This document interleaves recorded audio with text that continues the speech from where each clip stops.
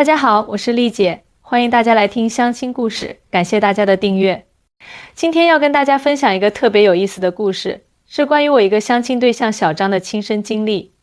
这个故事让我感触特别深，也让我对台湾有了全新的认识。小张是广州的一名快递小哥，今年28岁，是个标准的新时代打工人。他姐姐10年前嫁到了台湾，这些年一直在台北定居。姐姐嫁过去这么多年，小张还从来没去过台湾看望过姐姐。这不，趁着春节假期，他终于办好了去台湾的手续，准备去台北看望姐姐一家。丽姐，我要跟你说个事情。那天小张给我打电话的时候，语气特别激动。哎，怎么啦？我一听他的语气就知道，这孩子肯定是有什么重要的事情要说。我刚从台湾回来，这一趟真的是让我大开眼界啊。以前我总觉得我们大陆发展的这么快，台湾那么小一个地方能有什么了不起的？结果这次去了才知道，是我们太井底之蛙了。听到小张这么说，我立刻来了兴趣。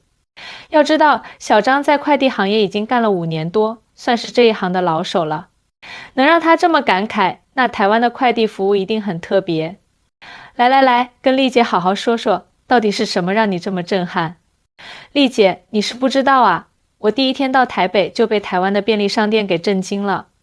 你知道吗？在台湾，几乎所有的便利商店都是24小时营业的快递服务点，不管是全家、71还是莱尔富，都可以寄件收件，而且特别方便。小张说到这里，眼睛都亮了起来。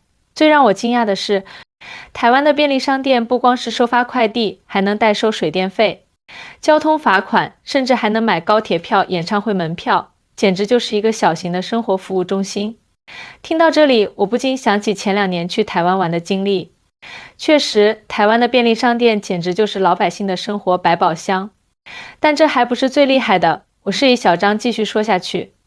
还有啊，台湾的快递服务也太贴心了。姐姐给我讲，如果收件人不在家，快递员会在包裹上贴一个到店通知单，上面有取件密码。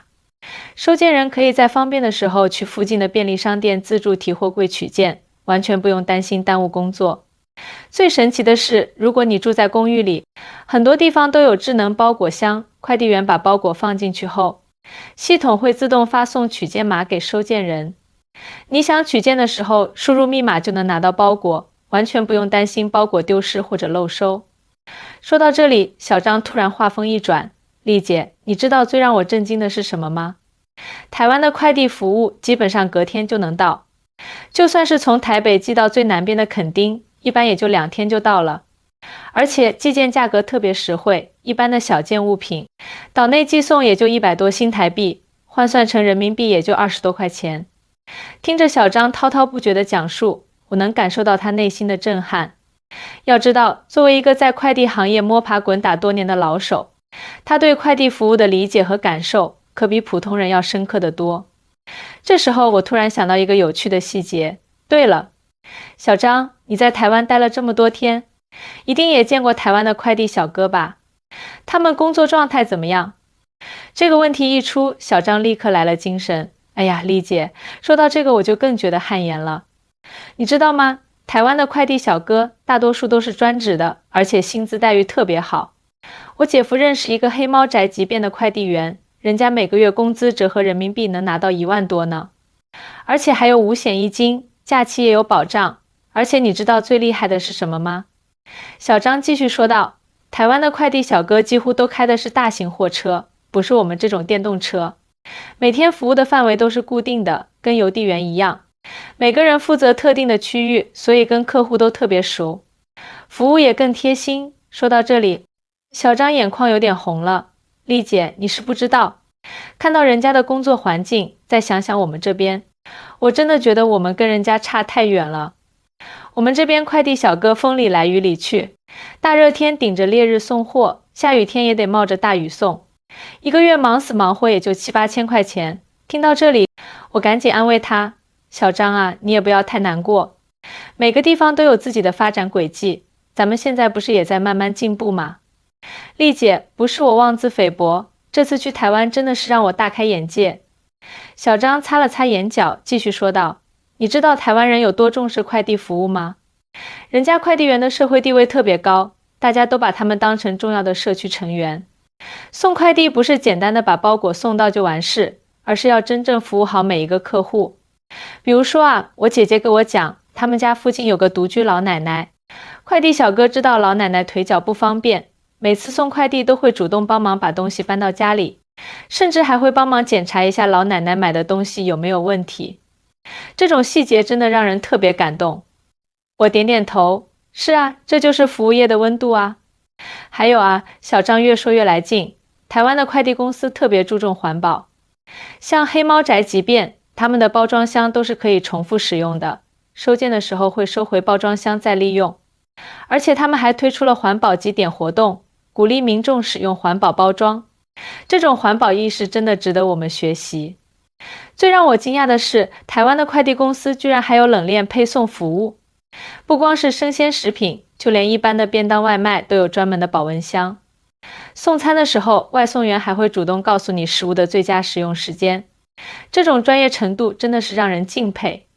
听着小张的讲述，我突然想起一个细节。对了，你不是说你姐姐在台北吗？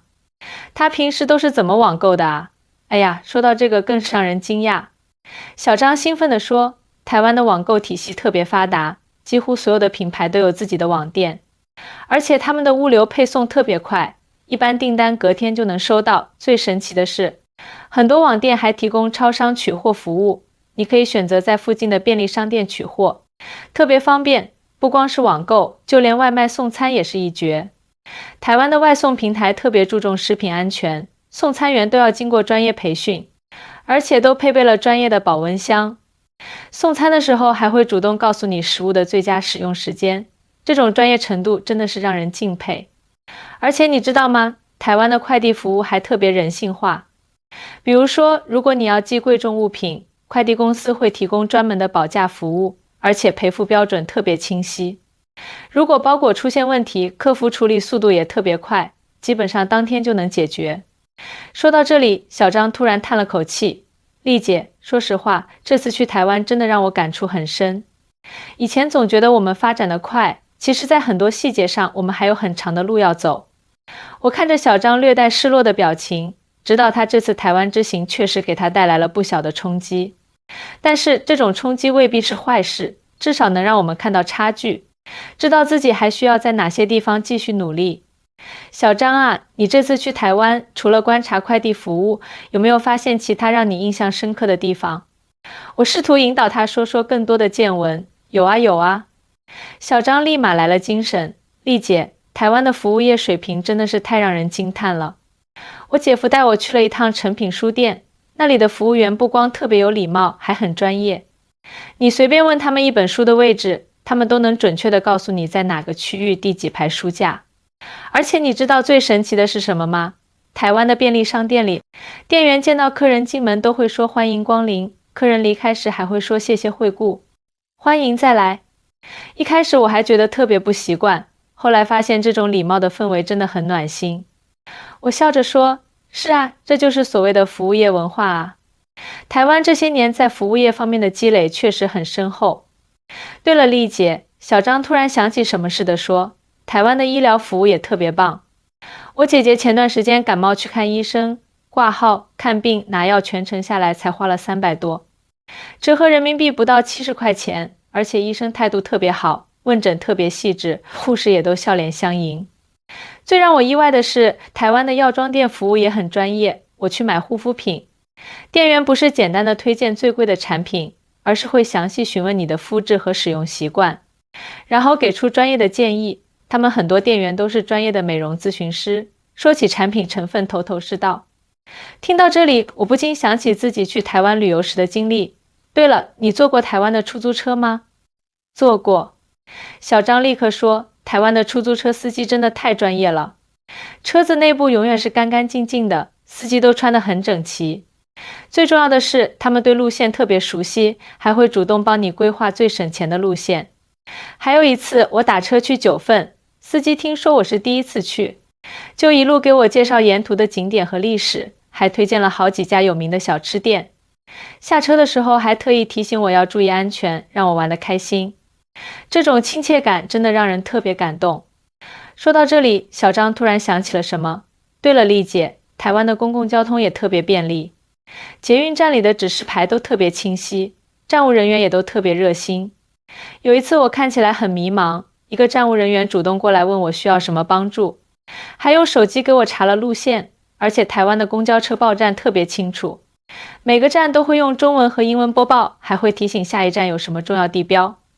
公交车司机看到老人家上车都会特别照顾，等老人家坐稳了才开车。这种细节真的特别暖心。我点点头，是啊，这就是一个社会文明程度的体现啊。最让我惊讶的是，台湾人的环保意识真的特别强。我姐姐家楼下的便利商店不提供塑料袋，大家买东西都自带环保袋。就连喝咖啡，很多人也会自带杯子。这种环保习惯已经深入到日常生活中了。听着小张的分享，我突然想到一个重要的话题。对了，你这次在台湾待了这么久，一定也体会到他们的人情味吧？太有人情味了。小张感慨地说，台湾人真的特别热情。有一次我在街上问路，一个阿姨不光详细给我指路，还怕我听不懂，特意带我走了一段。还有一次下雨，我在便利商店门口等雨停，店员居然主动借了把伞给我。而且台湾人说话特别有礼貌，见面会说您好，道谢的时候会说谢谢您，就连小朋友都懂得跟长辈问好。这种礼貌不是装出来的，而是发自内心的。我笑着说，这就是所谓的人文素养啊。台湾社会这些年的发展不仅仅是经济上的进步，更重要的是人文精神的提升。是啊，是啊。小张连连点头，在台湾，就算是路边摊的小贩也会很有礼貌地跟客人互动。他们不会为了多赚钱就降低食品质量，反而特别注重口碑。这种诚信经营的理念真的很值得学习。最让我感动的是，小张继续说，台湾人特别重视人与人之间的关系。我姐姐说，他们社区每个月都会举办居民聚会，大家一起喝茶聊天，互相关心。老人家生病了，邻居会主动去照顾。这种温暖的氛围在大城市里真的很难得。呀，小张啊，我感慨地说，听你这么一说，我突然想起一个特别有意思的现象。你知道为什么台湾的服务业能发展得这么好吗？为什么啊，丽姐？小张一脸好奇，因为台湾社会特别重视责任感和专业精神。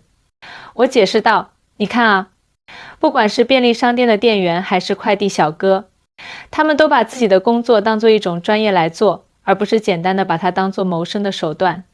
对对对。小张恍然大悟，难怪我姐姐说，在台湾工作，老板特别注重员工培训，不管是什么岗位，都要经过专业的培训才能上岗。而且他们特别重视证照制度，很多工作都需要考取相关证照。这么说起来，我突然明白为什么台湾的服务业水平这么高了。小张若有所思地说，因为他们把每一个岗位都当做一个专业来要求，每个人都以自己的工作为荣。我点点头，没错。这就是台湾社会的可贵之处，他们不会用高低贵贱来区分职业，而是用专业和敬业的标准来衡量每个人的工作。而且你发现没有，我继续说，台湾社会特别强调互相尊重，不管是服务人员还是顾客，都会互相以礼相待，这种良性互动才是服务业发展的根本。小张听了连连点头，是啊是啊，这次去台湾真的让我收获很多。以前总觉得台湾就是个小地方，现在才知道人家在很多方面都走在我们前面。丽姐，说实话，小张突然正色道，这次台湾之行真的改变了我很多想法。以前总觉得当快递员没什么出息，现在我觉得只要把工作做专业，每个岗位都能发光发热。听到这里，我不禁露出欣慰的笑容。小张啊，你能有这样的觉悟，说明这趟台湾之行真的没白去。其实啊，每个地方都有自己的优势和不足，关键是要学会借鉴和学习。是啊，丽姐。小张说，这次回来后，我就跟我们快递站的同事们分享了在台湾的见闻。大家都说要学习人家的专业精神，把服务做得更好。最重要的是，我总结到，台湾的发展告诉我们，一个社会的进步不仅仅是经济上的数字，更重要的是人文素养的提升。只有每个人都充满责任感和专业精神，社会才能真正进步。对了，丽姐，小张突然说，我决定报名参加快递行业的职业培训，争取考个高级资格证。